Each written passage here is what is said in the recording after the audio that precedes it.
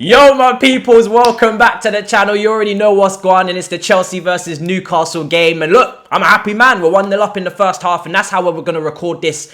As per usual, the first half is recorded at half-time, so you can get my raw, authentic views on the game. And then the second half we record afterwards. We do a little cut, and then boom, you get the raw reaction from both halves. Now, Chelsea are dominating this first half, 79% possession.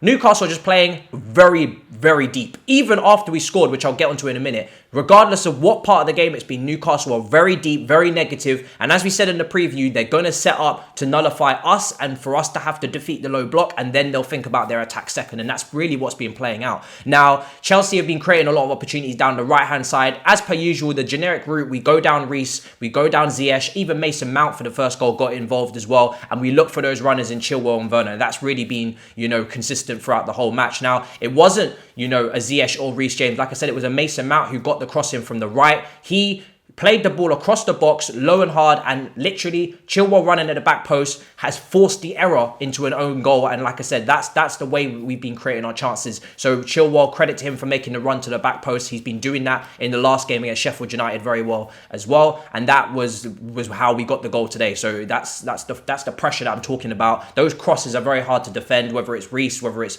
Ziyech, whether it's Mount, drilling it across the box and making those back post runs. Now, also in this game, we've created chances. Like I said, we've missed chances before this goal. So we should be really 2-3, even 4-0 up. Tammy Abraham had a really good header, Calvert-Lewin-esque. That was going towards the top corner, but Darlow made a great save. Again, a fantastic cross into the box. And Tammy Abraham's heading ability, hopefully getting better and better, is a really good attempt from him. And again, Werner playing that hybrid false winger to second striker type role. He, again, cutting inside on his right foot and a shot just before the goal, saved again by Darlow. So we've had a couple chances before the goal to make it a more, impressive scoreline. We failed to do that. And the chances kept coming after the goal as well. Werner, again, linking up with Tammy. And again, really, really good opportunity this time. Poor shot from Werner. It wasn't a save. It was wide of the post. Tried to tuck it in and bend it back around the keeper. Didn't come to fruition. And you can kind of see now as the game goes on why Abraham and Werner are maybe playing together. Because Werner's not a winger. He's, like I said, he's a second striker, false winger. He likes to take those pockets in the inside left channel, and he likes to be up front as well when the move comes towards the end. He's not going to stay out wide,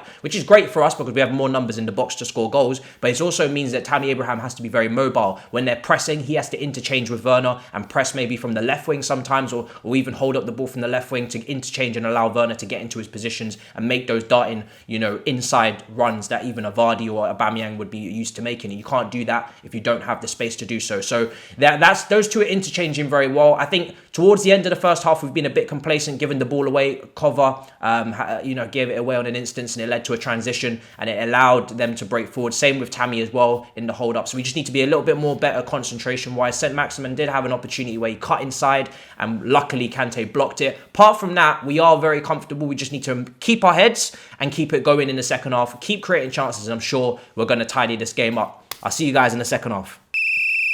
And now we're rolling into the second half, people, and I'm in a good mood because we've won by 2-0.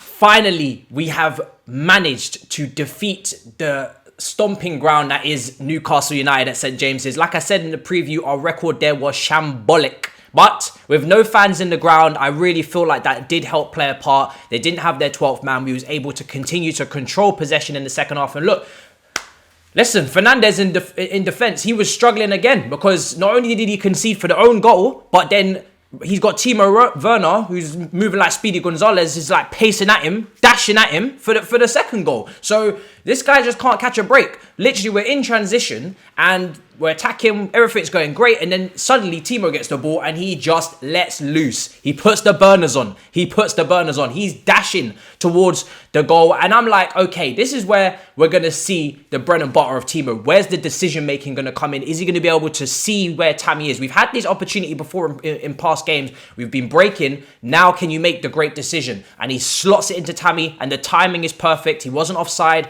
just before he was about to pass that line there. Gets it to Tammy, and Tammy just clinical, man. Clinical finish. He's in a great run of form at the moment, so credit to him. And like I spoke about in the first half, those two combining is really starting to make sense now. They're both mobile. They can both move the channels, and that's allowing Frank to be very versatile up front. And Tammy slots it off the post and in. Really clinical finish, and it's a great day from him. Newcastle did try a couple things in the second half. They did have a few long shots. One that was just over the bar, and another one from Longstaff which hit the crossbar. So they did try and pop it from far. But for me, Zuma and Rudiger today, they held it firm. Zuma was really good communicating at the back today. Mendy as well.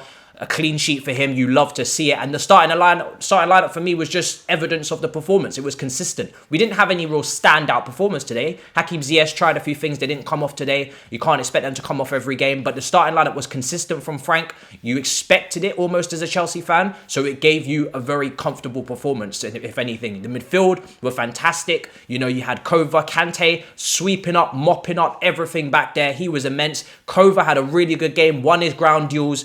Again, did the job that Frank asked for the RCM to do. He was really underrated today. I feel like he's probably not even going to get his just deserves, but he was brilliant. And Mason Mount got the assist in the first half, played all 3 England games over the break, so you have to credit the consistency from him, and also just the ability to keep playing all these games, all these minutes he's clocking up, and he's managing to put out performances. He was there for another 90 minutes. Hudson-Odoi came on. He didn't really get too much of the ball, if I'm honest. You know, I'm hoping he can start against Rennes and really get a good start under his belt, because he had some really good minutes for the under-21s for England. Giroud came on, and this is what I'm saying, the depth of this team. This is with Pulisic out. This is with Kai Havertz out. Thiago Silva was out today, and they're still able to bring on a World Cup winner in Giroud, who had a great performance for France. Hudson-Odoi, who's been playing well for the England under-21s, he's looking bright at the moment.